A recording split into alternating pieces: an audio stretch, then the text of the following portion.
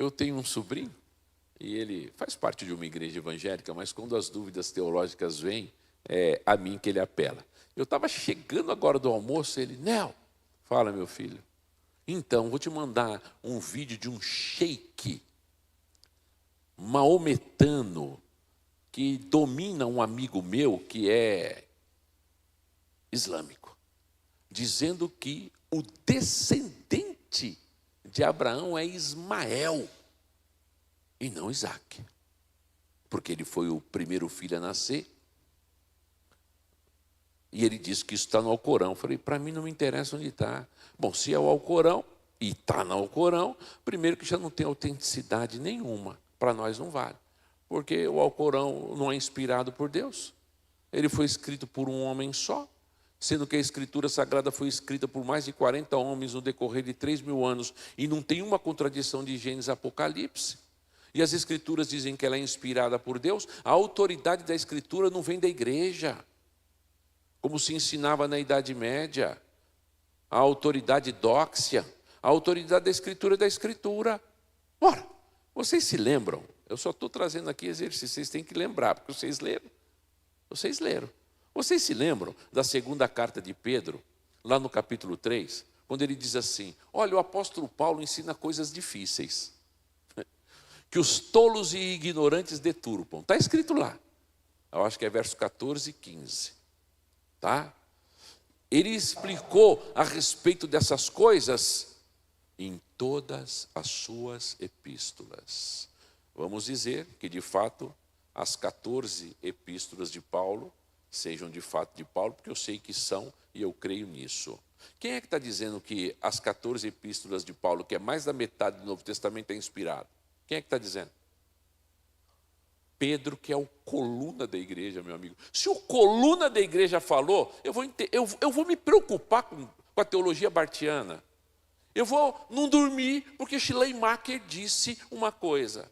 Eu vou ficar assim, perdendo sono por conta do que falou o René Kivitz. Aonde? O coluna da igreja disse, Paulo escreveu coisas muito difíceis em todas as suas epístolas. Ou seja, era documentado, era conhecido, as pessoas sabiam que aquilo era verdade. Em momento nenhum ele questiona isso.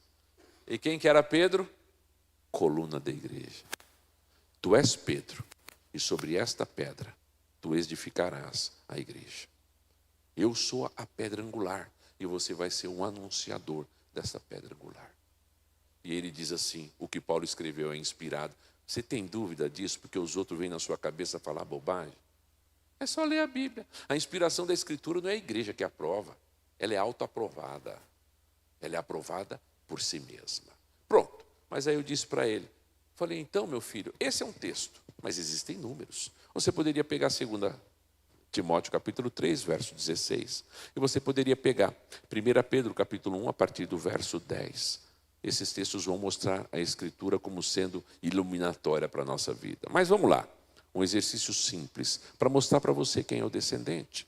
É o texto lá de Gênesis capítulo 3, verso 15. A Bíblia diz que viria o descendente. O descendente não é Abraão, o descendente não é Isaac, mas o descendente passaria pela descendência deles.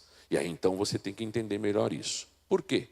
Porque nasceu um homem chamado Ismael, é verdade, de um adultério, de um pai da fé, que acreditou no que a esposa disse. Eu não sei qual foi a finalidade dele acreditar naquilo, exceto que ele queria experimentar um sexo diferente fora do casamento. Olha o que dá. Olha a desgraça que dá. Anda na linha, a melhor coisa que você faz. E eu também. Olha a desgraça. Deixa eu falar uma coisa para você. O problema Hamas, o problema palestino, Ismael e Israel, não é geopolítico. Jarel é o filho do Hamas. Isso eu penso há muitos anos. Mas lendo o filho do Hamas, eu falei, eu não escrevi sobre isso, mas essa é a minha ideia. E ele fala a respeito disso lá. O cara cujo pai criou o Hamas. O pai dele foi o criador do Hamas na Palestina, nos anos 70 e nos anos 80. Ele diz, o problema entre a gente não é político e nem geopolítico. O problema entre a gente é familiar, família. Aí a Sara manda a mulher morrer no meio do deserto, cara. Você está louco, velho? Mata o menino? Tá, mas não é sobre isso que eu quero falar.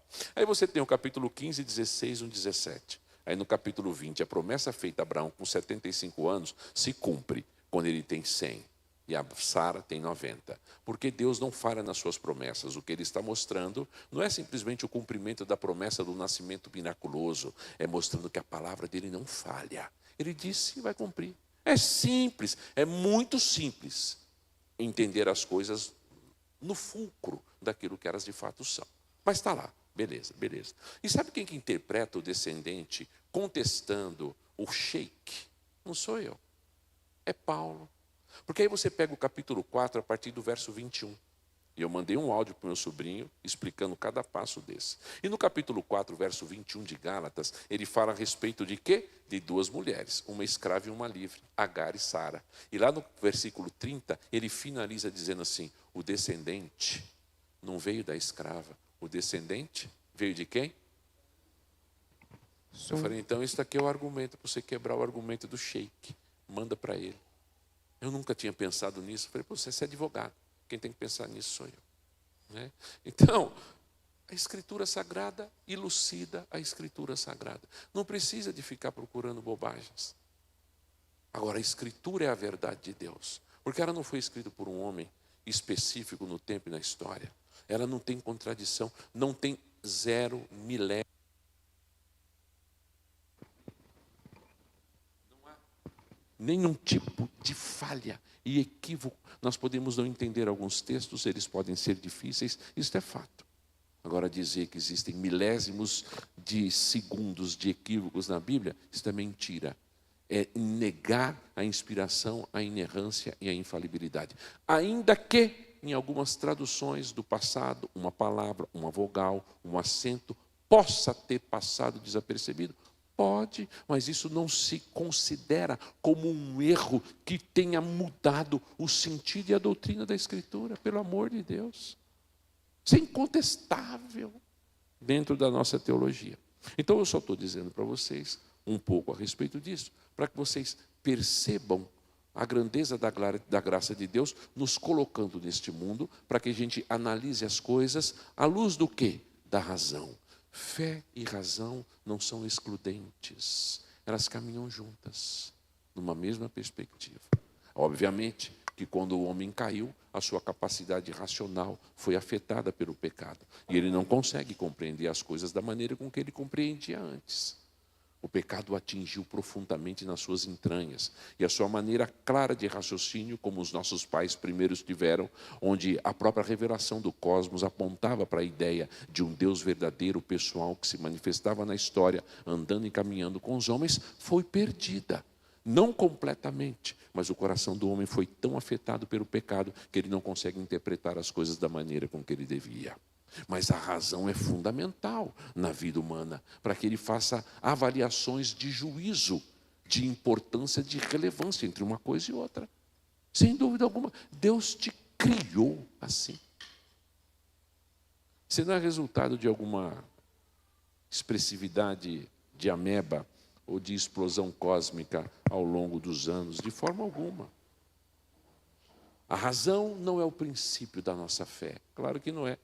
Não significa que os ateus não possam ser convertidos. Eu até disse ontem, eles podem. Porém, nós não podemos esquecer de forma alguma que a razão como a nós temos antes da queda, ela não é hábil o suficiente para que a gente entenda as verdades de Deus, exceto que a gente caia no racionalismo, exceto que a gente caminhe dentro de uma perspectiva tomista, que na verdade é aristotélica. Por quê? Porque Aristóteles ensinava que o homem era uma tábula rasa. E o grande seguidor de Aristóteles no século XIII, na escolástica, foi Tomás de Aquino. Top!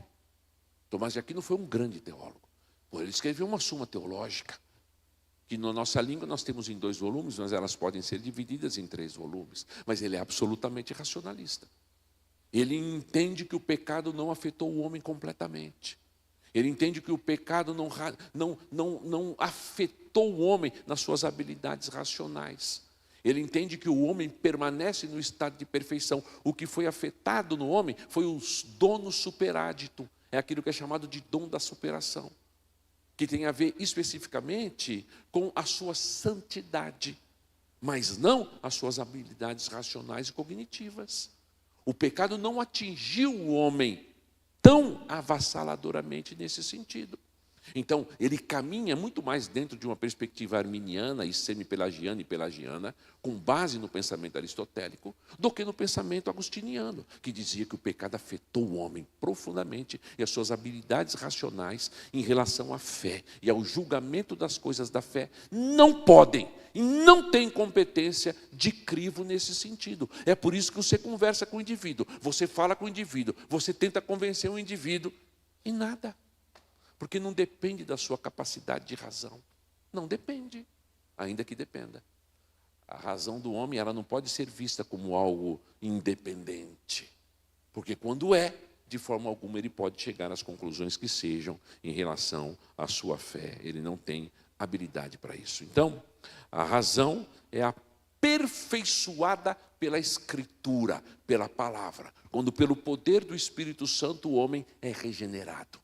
Quando ele é regenerado, ele tem uma inclinação diferente agora. E então ele começa a pensar os pensamentos de Deus, seguindo o próprio Deus. Mas antes disso, uma razão independente não consegue chegar às conclusões corretas a respeito de quem Deus é, de forma alguma.